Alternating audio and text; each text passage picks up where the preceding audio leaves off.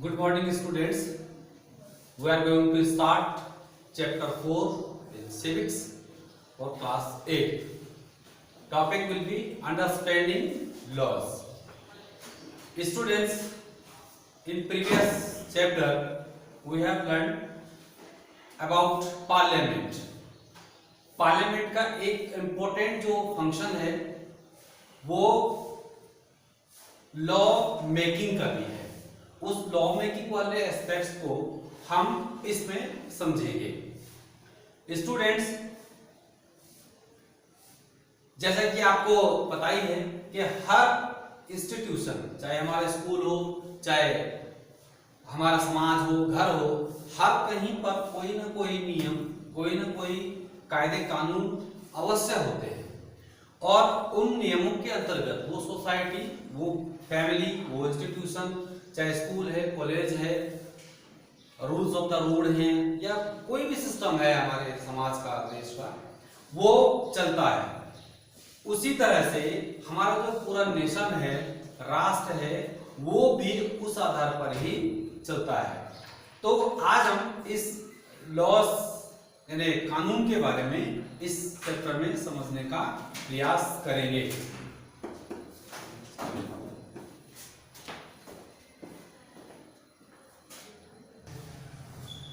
Students, parliament ने law making किया, कानून बनाया।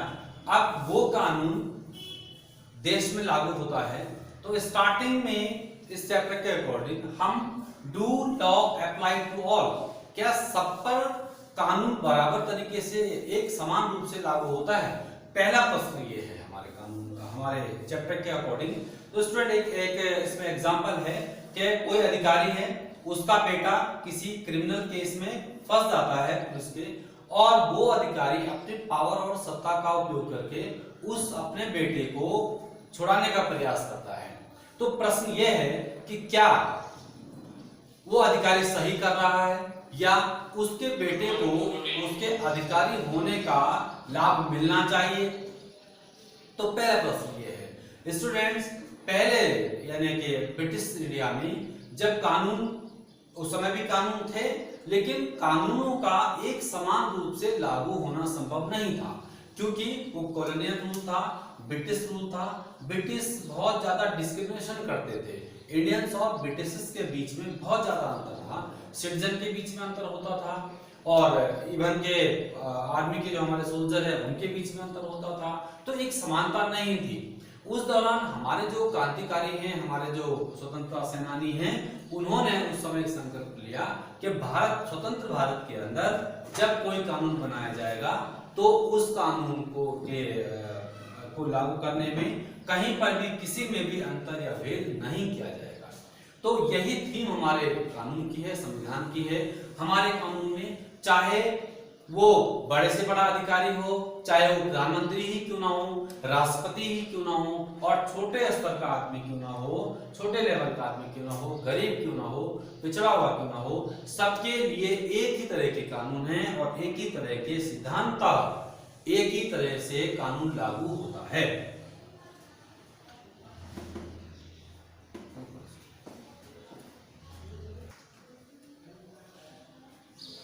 तो बिफोर ब्रिटिश इंडिया, माने ब्रिटिश इंडिया से पहले जो एंशिएंट इंडिया था हमारा, वहां पर राजशाही का शासन होता था। राजशाही के शासन में भी कानून एक जैसे लागू नहीं होते थे। पहली बात तो ये है, अलग अलग राज्यों में, अलग अलग स्थानों पर अलग अलग तरह के कानून होते थे, और वो कानून जाति व्यवस्था के आधार पर अलग अलग तरीके से अलग अलग व्यक्तियों पर लागू होता था। यानी छोटे जाति का व्यक्ति है तो उसको ज्यादा पनिशमेंट दिया जाता था, और बड़े अगर रसूखदार व्यक्ति है उसको कम उसका पनिशमेंट मिलता था, जबकि अपराध एक ही होता था। तो स्टूडेंट्स, हम जो कानून की बात कर रहे हैं, आधुनिक जो कानून की बात कर रहे हैं, ये हमको परिचय ब्रिटिश लोग ही दिलाते हैं। ब्रिटिश इंडिया में सबसे पहले इसके लिए 1870 में एक कानून आया, सेडिशन एक्ट ऑफ 1870। सेडिशन मतलब राजद्रोह का जो अपराध है। मतलब स्टूडेंट्स, आपको याद हो 1857 में जो रेवोल्यूशन हुई थी, क्रांति हुई थी, जो फर्स्ट फ्रीडम फाइटिंग थी हमारी। उसके बाद जब ब्रिटिश लोग जब डर गए थे तो उन्होंने एक कड़ा कानून बनाया था।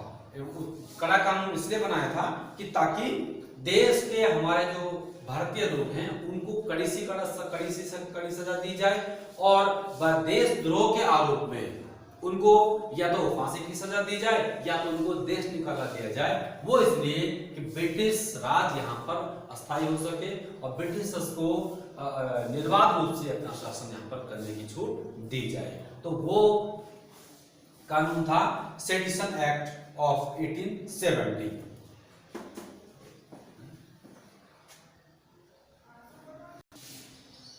सेडिशन एक्ट 1870 में स्टूडेंट्स उन्होंने व्यवस्था की थी, कानून बनाया था कि जो भी भारतीय ब्रिटिश शासन के खिलाफ, ब्रिटिश कानून के खिलाफ आवाज उठाएगा उसको बिना किसी ट्रायल के जेल में डाल दिया जाएगा। यानी कोई कहीं भी कोई उस पर केस नहीं चलेगा और उसको सीधे तौर पर जेल के अंदर डाल दिया जाएगा। तो ये केवल और केवल एक तरह से दबाव बनाने के लिए और डराने के लिए, धमकाने के लिए ही कानून बनाया गया था, जिस आधार पर ब्रिटिश अपना शासन आसानी से चला सके। उनको डर था इस बात का कि 1857 जैसा आंदोलन कभी भी खड़ा हो सकता है, ऐसा कोई आंदोलन खड़ा ना हो, इसके लिए भारतीयों को पूरी तरह से दबाव में रखा जाए, डराया जाए।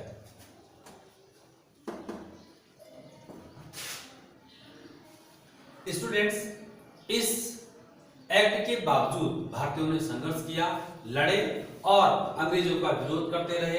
इस विरोध के बीच में कई सारे लोगों को सजाएं भी हुई, कई सारे लोगों को फांसी भी हुई, बहुत क्रांतिकारी लोगों को जो है इसके लिए पनिशमेंट दिया गया। लेकिन इसका फायदा ये हुआ कि हमारे जो भारतीय जो विद्वत वर्ग हैं, जो पढ़े लिखे लोग थे, उनको भी इन कानूनों का परिचय हुआ और उन्होंने इन कानूनों को पढ़ा और इस तरह से एक जो जुडिशियरी थी, ब्रिटिश जुडिशियरी थी, उसमें भी भारतीय लोगों ने फिर पार्टिसिपेट किया और उन कानूनों को, ब्रिटिश कानून को अच्छे से अध्ययन करके उनसे जो अच्छाइयां थी वो हमारे स्वतंत्र भारत में बहुत काम आई। वहां से हमने जो 1935 का जो इंडिया एक्ट है, उससे तो हमारा काफी संविधान का बहुत बड़ा हिस्सा हमने सीधा का सीधा ले रखा है। तो ये हमारे बाद में भी काम आया जो ब्रिटिशर्स ने शुरू किया था। आफ्टर वी गॉट फ्रीडम, तो हमारे जो पार्लियामेंट बनी, पार्लियामेंट हमारे अपना कानून बना सकती है और पार्लियामेंट को पूरा अधिकार है कानून बनाने का। इन्हीं अधिकारों के अकॉर्डिंग हमारा देश चल रहा है। कहाँ पर जब कभी भी जरूरत पड़ती है उसमें अमेंडमेंट होते हैं, नए कानून बनाए जाते हैं, पुराने कानूनों को बदला जाता है। तो ये सब प्रोसेस हमारे देश में, स्वतंत्र भारत में, हमारे संविधान के अकॉर्डिंग होती है। और इसी के कड़ी में एक आपने पिछली कक्षाओं में पढ़ा होगा लास्ट ईयर में, हिंदू सक्सेशन अमेंडमेंट एक्ट 2005 एक नया कानून बना है भारत देश में जो हिंदू के लेकर के विशेष करके बना हुआ है। और ऐसे ही एक कानून है कि according to this sons, daughter and their mothers, यानी हर एक को हिंदू सक्सेशन अमेंडमेंट एक्ट 2005 में हिंदूज के फीमेल को, यानी चाहे डॉटर हो, चाहे वाइफ हो, चाहे मदर हो, उनको भी प्रॉपर्टी में हिस्सा मिलने का कानून बनाया गया है 2005 में। तो इस तरह से जब जब कोई जरूरत पड़ती है तो तब तब हमारी पार्लियामेंट कानून में बदलाव करती है, नए कानून को एनेक्ट करती है और उन कानूनों को लागू किया जाता है हमारी सरकारों के द्वारा।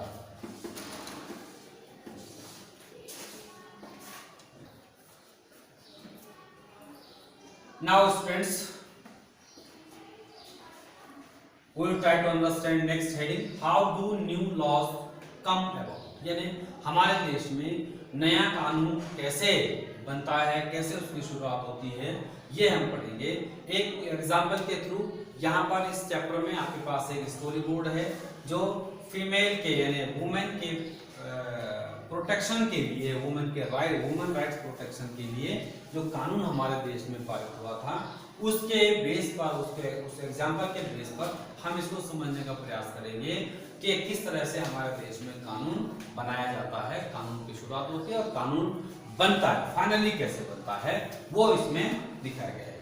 एक स्टोरी बोर्ड है स्टूडेंट्स इसमें कि वुमेन प्रोटेक्शन अमेंडमेंट बिल, ये 2005 का इसमें जिक्र है, जिसकी शुरुआत 1991 में हो गई थी, जब महिलाओं को एक डोमेस्टिक वायलेंस को कहते हैं, घरेलू हिंसाओं का शिकार होना पड़ता था, पहले भी होना पड़ता था खैर, लेकिन 1991 में ये बात सामने आई कि महिलाओं ने उसके अगेंस्ट आवाज उठाने की कोशिश की।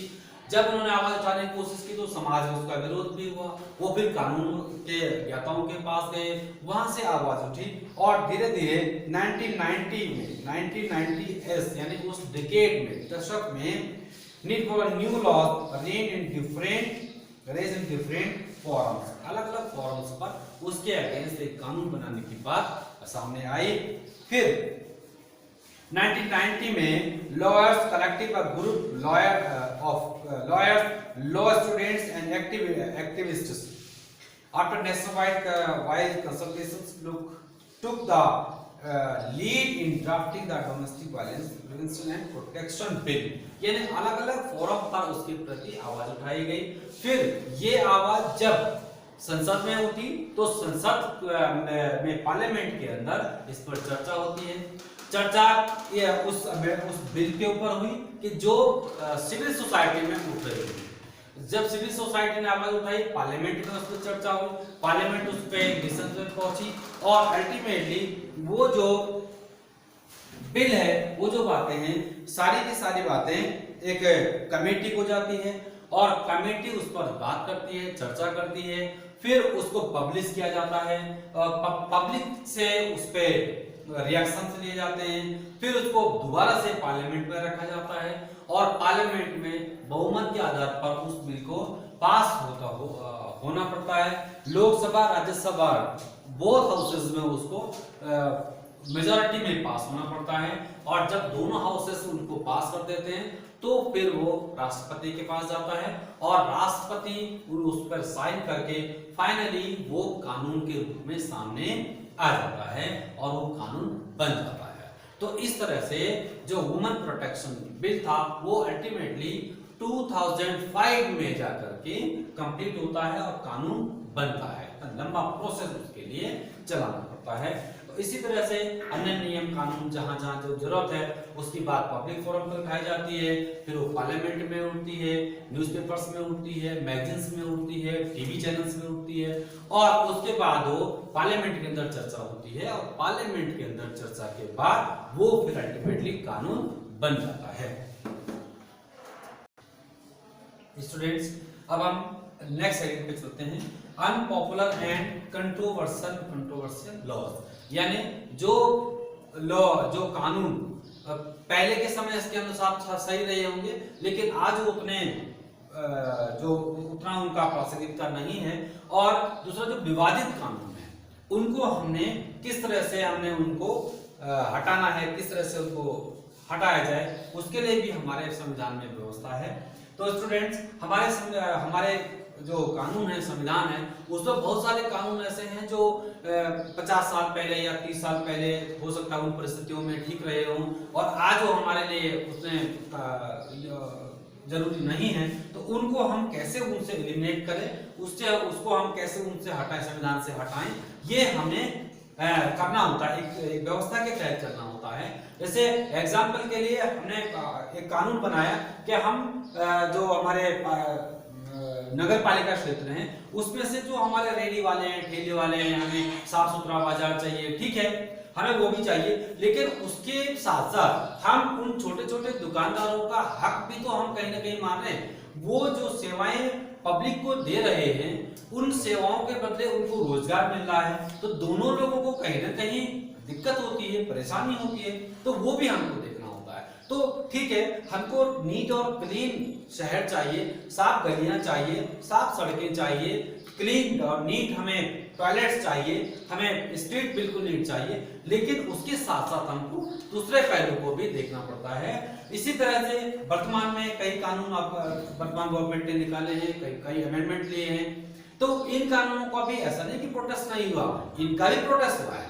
और लेकिन गवर्नमेंट या पार्लियामेंट फाइनली उसी नियम को, कानून को हटाती है जो वास्तव में कंट्रोवर्शियल है, वास्तव में जो अननीडेड है, वास्तव में जो यूजलेस है। लेकिन जहां पर देश की बात आती है, राष्ट्र की बात आती है, वहां पर उस कानून को नहीं हटाया जा सकता। उस कानून का थोड़ा बहुत विरोध तो होता है, लेकिन वो कानून हमारे राष्ट्र के लिए महत्वपूर्ण होता है, इसलिए उस कानून को हटाना नहीं होता है और वो कानून यथावत ही रहता है, भले ही उसके लिए थोड़ी बहुत प्रोटेस्ट गवर्नमेंट को या सरकारों को झेलनी पड़े। सो स्टूडेंट्स, इस तरह से हमारे कानून का फॉर्मेशन और कानूनों को अगर हमने एलिमिनेट करना है, उनको अमेंडमेंट करना है, तो किस तरह से हम करेंगे, ये प्रोसेस हमने अभी सुना।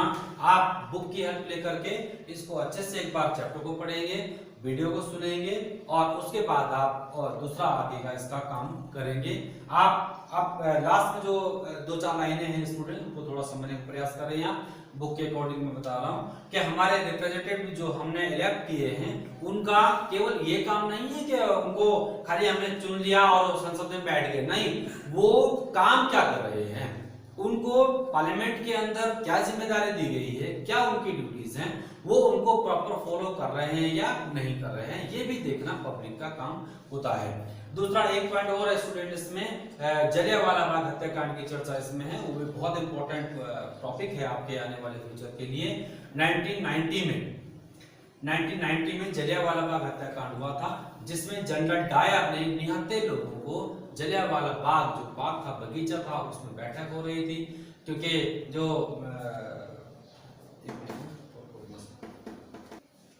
1990 में रोलेट एक्ट के विरोध में लोगों ने प्रोटेस्ट किया था। उस प्रोटेस्ट को सपोर्ट करने के लिए 13 अप्रैल 1990 को जलियांवाला बाग में बैसाखी के दिन एक बैठक हो रही थी। उस बैठक को जब अंग्रेजों को पता चला तो जनरल डायर, जो वहां के सैन्य अधिकारी थे, वो आया और उसने निहत्थे लोगों पर, मीटिंग कर रहे लोगों पर सीधे फायर का ऑर्डर दे दिया। तो रिकॉर्ड के अकॉर्डिंग उसमें करीब 1,500-2,000 लोग मारे गए, लेकिन स्टूडेंट इससे ज्यादा उसमें लोग मारे गए थे। वो बहुत बड़ी एक जनसंहार था, उसका बड़े पैमाने पर विरोध भी हुआ था और इसी को हम जलियांवाला बाग हत्याकांड के नाम से जानते हैं। ये चीजें आपको भविष्य में कभी काम आएगी, इसलिए मैं रिकॉल कर रहा हूँ इसको। शेष इस चैप्टर में आप बुक का जरूर स्टडी करें, बुक को जरूर पढ़ें। कहीं कोई दिक्कत होती है उसको आप अंडरलाइन करें, आप कॉल करके भी मुझे पूछ सकते हैं और उसका आप डिक्शनरी से भी आप उसका जो वर्ड है उसकी मीनिंग देख सकते हैं। इसके बाद इसकी एक्सरसाइज भेजी जाएगी, आपने प्रॉपर एक्सरसाइज करनी है और अपने नोटबुक और बुक को प्रॉपर तरीके से बनाना है, उसको लर्न भी करना है आपने, ताकि आपके जो PA1 है, जो आने वाले एग्जाम है, उसके लिए भी आप प्रिपेयर रहें। इन्हीं शुभकामनाओं के साथ थैंक यू।